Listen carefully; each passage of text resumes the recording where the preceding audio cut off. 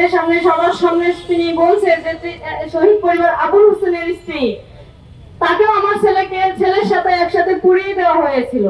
আসলে সেই মৃত্যুটা কত নির্মম ছিল, যা সারা বিশ্বকে কাঁদিয়েছে।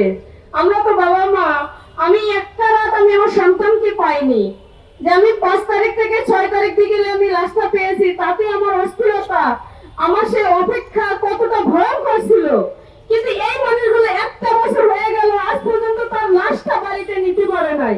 এর থেকে বড় দুঃখ আমাদের আর কিছু হতে পারে না। আমরা আসলে সব জায়গা দিক থেকে, সব দিক থেকে আমরা ব্যর্থ হয়ে গেছি। কতগুলো লাশ এতে গণকবর দেওয়া হয়েছে। আমার সন্তানকে একটা রাতের অপেক্ষায় আমি অস্থির হয়ে গেছিলাম যে হয় জীবিত হয় মৃত, আমার সন্তান যেন আমার মুখে আমি ফিরে পাই। কিন্তু এখনো যে মা বাবা গুলো, তাদের স্ত্রীগুলো তাদের লাশগুলো পায় নাই, তাদের মনের অবস্থাগুলো কি হচ্ছে, এই সরকার কি কাজ করতেছে। আজকে শুনতেছি ফেব্রুয়ারিতে নির্বাচন, মার্চে নির্বাচন দিবে, কিন্তু এতগুলো শহীদ যে জীবন দিয়ে গেল, সেই শহীদের লাশগুলো আজ পর্যন্ত তার পরিবার পেল না। তো তাহলে সরকার কি কাজ করলো একটা বছরে?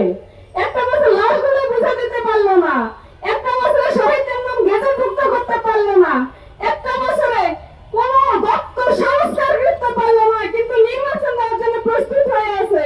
কিন্তু এই শহীদদের এই যে আত্মত্যাগ, 2 দিন পর কি আমার সন্তানরা আবার জীবন দেবে, আবার রাস্তায় নামবে? এই বাংলাদেশকে প্রতিষ্ঠিত করে সুন্দর একটা বাংলাদেশ গড়ে তুলে তারপর নির্বাচন দিলে আমরা শহীদ পরিবার আমরা খুশি হতাম। কিন্তু সরকার আমাদের দিকে নজর দিচ্ছে না, আমাদের শহীদদের দিকে নজর দিচ্ছে না। যাদের বিনিময়ে বাংলাদেশ নতুন করে পেল, তাদের সন্তানরাই স্বীকৃতি পাচ্ছে না, তাদেরকে গেজেটভুক্ত করা হচ্ছে না। তাহলে কিসের নির্বাচন দিবে? নির্বাচন যদি দিবে ঠিক আছে, হয়তো তাদের যোগ্যতা নাই বিধায় নির্বাচন দিবে। তাদের যোগ্যতা যদি থাকতো, তারা সবকিছু সংস্কার করতো, আমাদের লাশগুলো তাদের পরিবারে বুঝে দিত। তাদের যদি যোগ্যতা থাকতো, সবকিছু সংস্কার হতো। সংস্কারের নামে তাল বাহানা করতো না, বিচারের নামে তাল বাহানা করতো না, আসামিকে জামিন দিয়ে দিত না।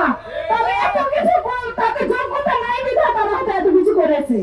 তারা এই নির্বাচনের জন্য প্রস্তুত নিয়েছে যে আমরা তো পারতেছি না, আমাদের ছেড়েই যেতে হবে। তাহলে তারা সব জায়গার দিক থেকে, সব দিক থেকে তারা ব্যর্থ।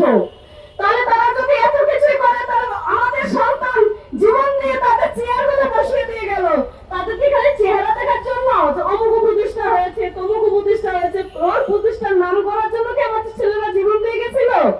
আমাদের সন্তানরা তো জীবন দিয়ে গেছিল সুন্দর বাংলাদেশ গড়ার জন্য। কিন্তু একটা বছরে আমাদের শহীদের নামই তালিকাভুক্ত হলো না। সেখানে আমি আর কি বলবো, আমার বলার ভাষাই নেই। বিচার তো দূরেই থাক, সাক্ষী নিতেছে, এই করতেছে, ওই করতেছে, বিচারের নামে যে তাল বাহানা করা হচ্ছে। কিন্তু ফাঁসি দিবে কাকে?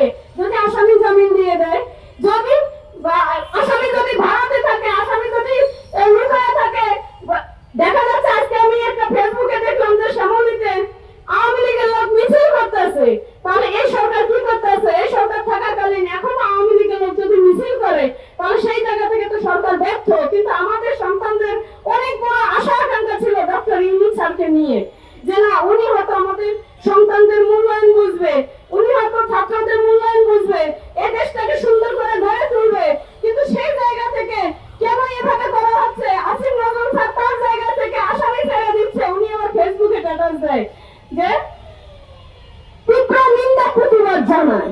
তাহলে ওনার কাজ কি শুধু নিন্দা প্রতিবাদ জানানো? ওনার কাজ তো ছিল ডাইরেক্ট অ্যাকশন নেওয়া, কিন্তু তা তো উনি নেননি। উনি কিভাবে ওখানে ওনার জায়গা থেকে তীব্র নিন্দাতে একটা রাস্তার মানুষ জানায়, যারা তার গন্তব্যের সাথে পৌঁছতেই পারে না।